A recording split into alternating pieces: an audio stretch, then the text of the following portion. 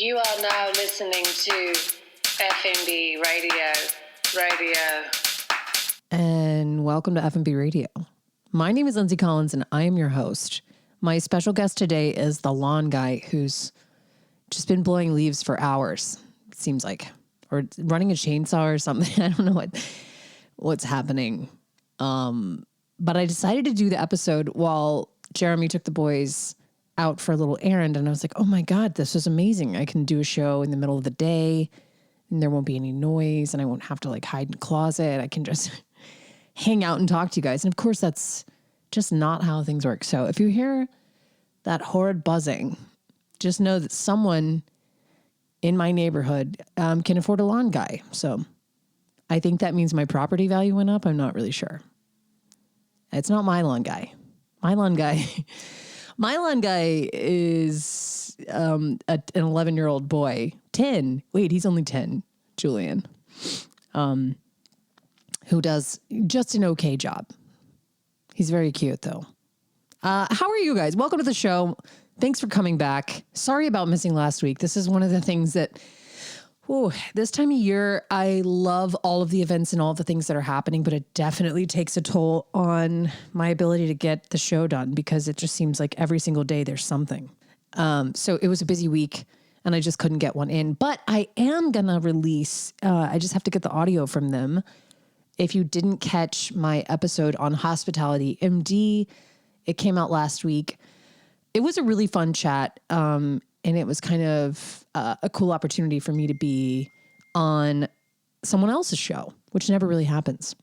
I'm always on this show, just talking to myself.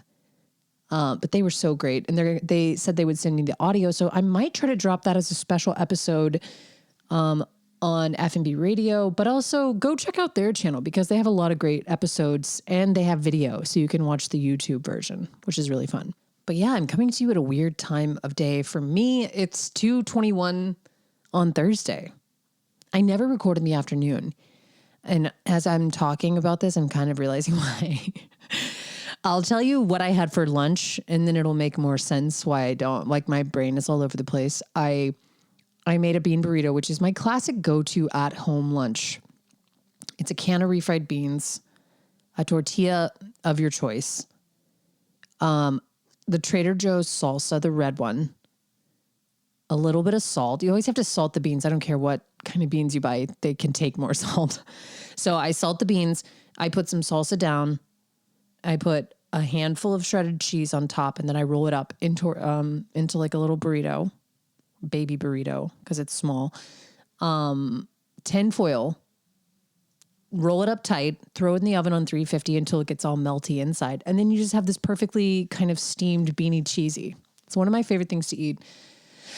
But it always makes me, have to overcome that afternoon slump because I'm like, I'm so full beanie cheesy, which is my favorite burrito. I've been making bean cheese burritos since I was old enough to run a microwave. Now I don't have a microwave because I have a fear of appliances, but when I was a kid, that was like one of the first things my mom taught me how to make. She was like, here's a can of beans. Here's some cheese. Here's a tortilla. Don't ask me for lunch. And I was like, cool, I won't. I used to microwave all kinds of shit though. I would make like pepperoni and cheese tortillas, like a slice of American cheese, little pep. That's pretty much it now that I think about it. Or I would just melt cheese on crackers. All of my meals revolve around just a little bit of cheese on something crackery or tortilla-y or even bread, cheese toast. Apparently I was eating a lot of cheese when I was little, and that's cool. That's a good kid lunch, I guess. Now that I'm older, I'm like, Mom, where were you at with the, vegetables or whatever? But it was a different time. It was a time when people were like, Nesquik, yeah, go for it. You should just drink a big glass of dairy with sugar in it for just any time as a snack. You come home from school, or in my case, you finish school at home, and then, you just drink some sweetened chocolate milk. But I guess I haven't really changed that much because I made myself a bean and cheese burrito. And then I ripped a baguette in half and threw part of it in the oven to get a little toasty and crackly. The baguettes at Go Cheap Cow on Meeting. I think they sell them at the one on Church Street. I think I'm right about that. Their baguettes are insane. It's like the best baguette. There's so many different baguettes and there's so many good bakeries, but I really am partial to the ones that you can get at Go Cheap Cow. And I don't really want to talk about them on here because I don't want it to be like the cream puff where all of a sudden it sells out and then I can't get one. By the way, the cream puff flavor is now Meyer lemon. So get it while it's hot or cold or whatever.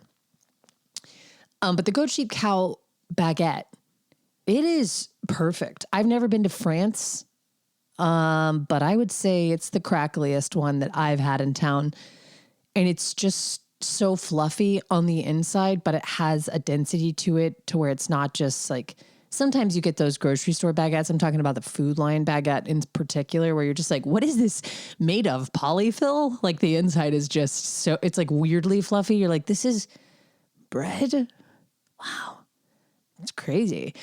But the Go Cheap Cow one is really crackly, but has some texture to the inside, this perfect kind of tear.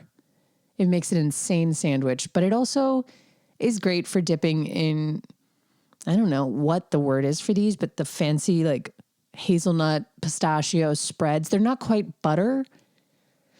It's not like a peanut butter, but it is, but it's not. You'll see them. They're on the shelves at Go Cheap Cow and at a lot of different retailers, but you can find the pistachio one is fire. The hazelnut one is great. And then there's a chocolate one. It's like a very fancy Nutella.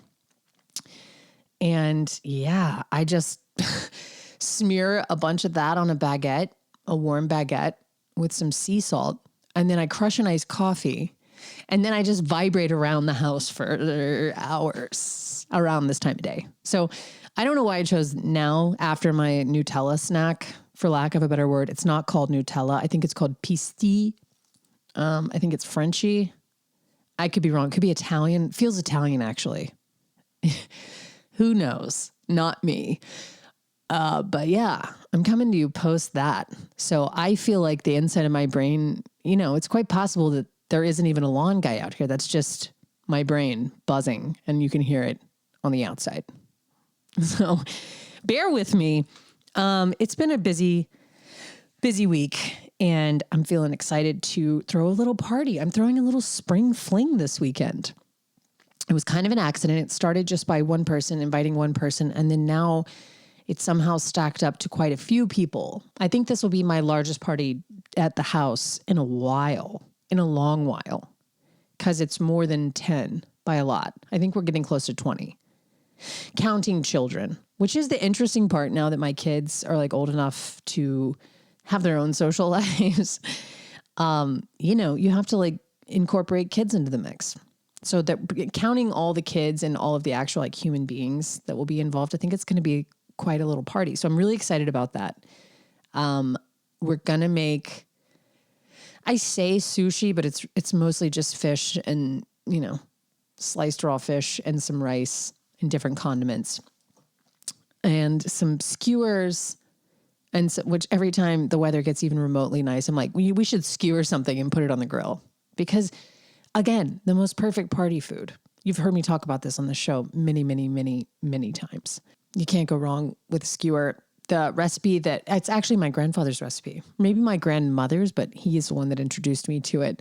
And it's basically some sort of like skirt steak or a really lean, less fatty kind of meat, sliced thin, skewered, and then submerged in soy or tamari, a little bit of ginger, pineapple, garlic. What else? Something else. There's a key ingredient that I'm missing. But yeah, it's like a Filipino skewer that is so good. Oh, brown sugar. Maybe there's a little brown sugar in there. Maybe I do pineapple instead. Clearly I need to read the recipe. But I think I use pineapple instead of brown sugar or maybe a little bit of both. And it is so good. It gets all charred and crispy. And it marinates in that marinade overnight. So it really, really gets into the meat. The end result is kind of like a crispy, charred, but really juicy beef jerky, if that makes sense. And it is so fun to eat outside. So I'm excited to have a little party and just kick it off into the weekend. It's Friday. If you're listening to this show when it comes out, there's a great show tonight at Head High I'm going to go to that. It's a group show put on by the Miller Gallery, and there's going to be so many different artists in it. I'm really excited to see Rachel Nerney, friend of the pod, who was on the show a really long time ago. We need to have her back on, but she's a painter in town and just an all-around awesome artist who does really great work. And she's got some pieces in the show. It really is a huge show, so I'm not going to name everyone in it, but I'm so excited to go.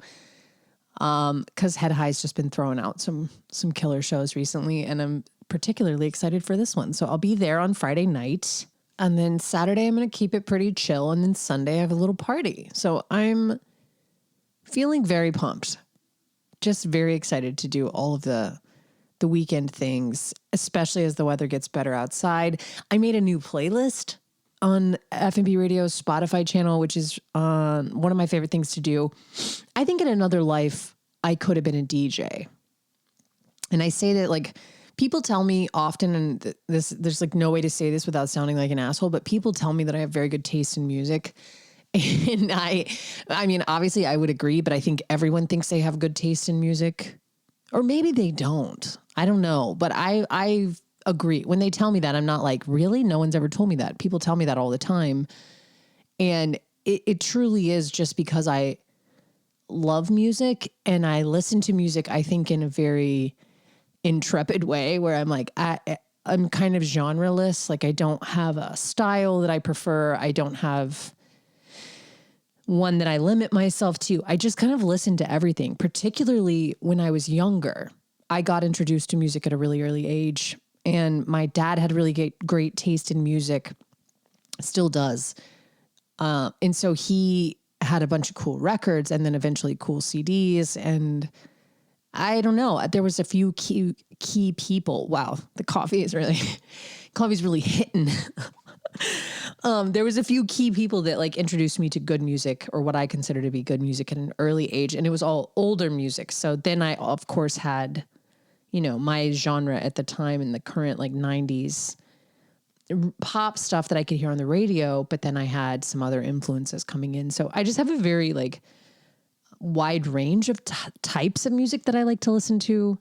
And I just listened to everything when I was living in Boston in my teens and early 20s. Once like I got to that age where I was more able to self-select what I listened to. I listened to everything.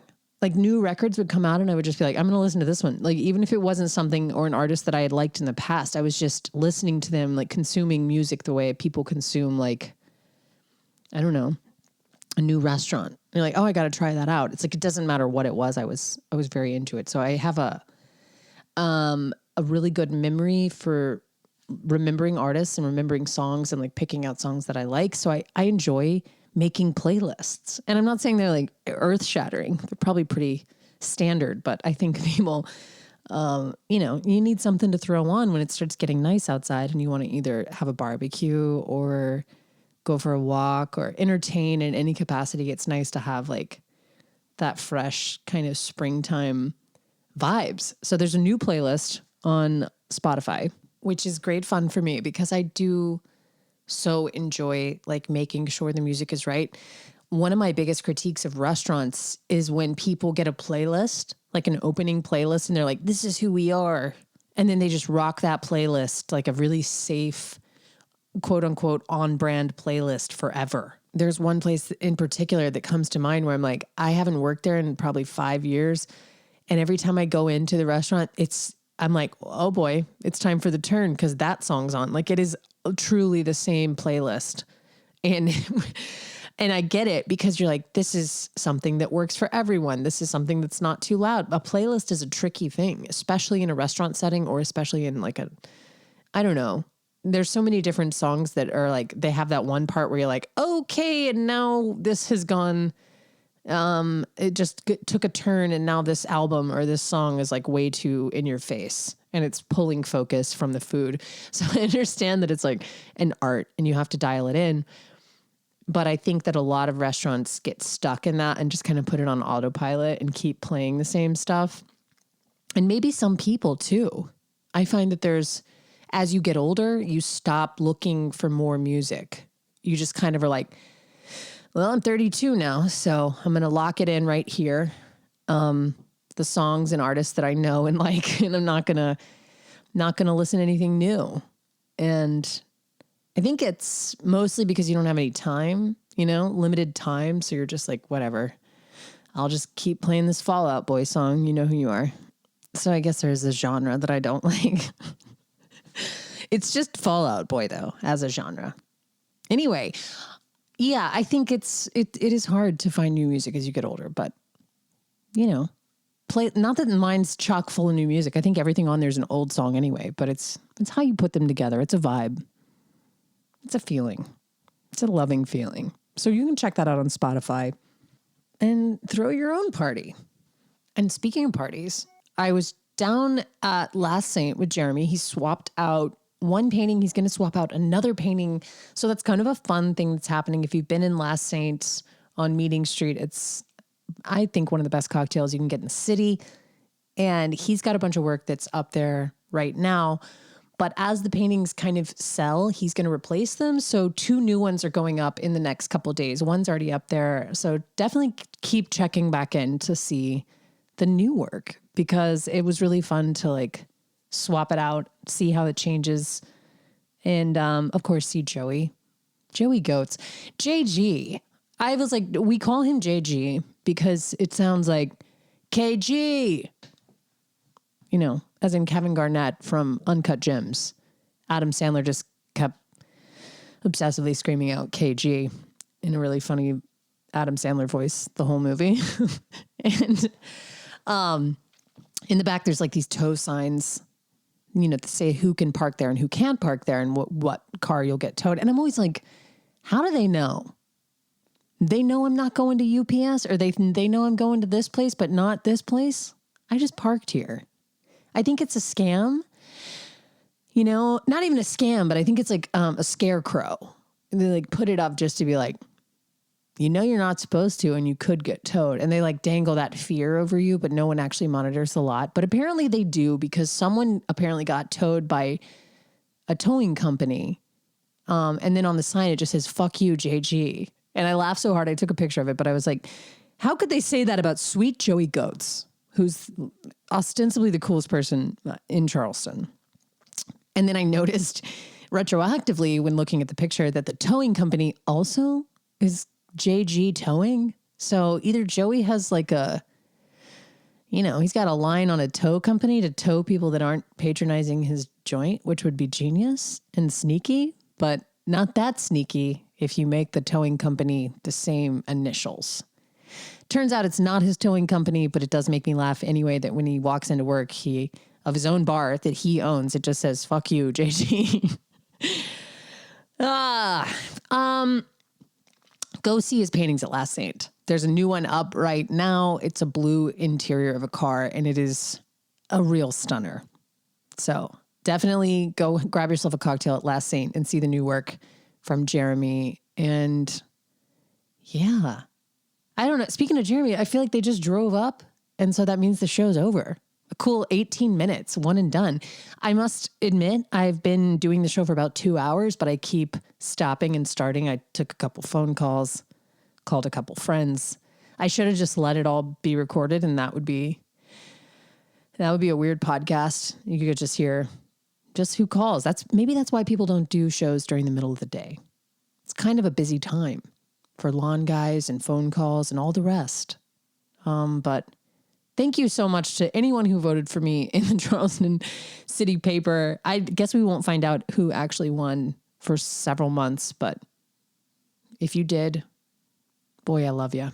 Thank you so much. I know Mari did, because Mari keeps messaging me and saying that she voted, so to stop telling her to vote. So I'm not telling you to vote anymore. We're past that. Now we're just at the thank yous. And I do thank you, not only for voting, but mostly for listening, because awards come and go, but friends are forever. And you guys are my sweeties. And I hope that you're enjoying this beautiful weather. If you live in Charleston, if you live somewhere else where it's still cold, I'm sorry, but we'll get our due. It's going to be hot as fuck here anytime. And you're going to be like, oh, spring vibes, and we'll be 90-degree temperatures and rising. So it'll all even out. But in the meantime, throw a barbecue, throw something outside, Get outside and enjoy that beautiful weather. Skewer some kind of meat or protein or pineapple or something delicious. And have some friends over. And enjoy your life. I love you. Bye, bye, bye. Oh, you can rate and review the show. It helps so much. Do it. Just go ahead and do it. See, I am asking. I'm always asking you to do something. You can never just listen. You must be exhausted. You, as the listener, trying to just be a listener, but then you have to be a doer. Then you have to go do something, like rate the show or review the show. I did just put up a cool new question box thing that Spotify does. So I don't know if you listen on Apple or Spotify, but if you go on Spotify, I'm going to be putting a little question box right in the podcast, and you can click on it and it will ask you a question and you can vote. So kind of a fun new feature I've been playing around with. Check it out on Spotify. And I'll see you next week. Bye, bye, bye.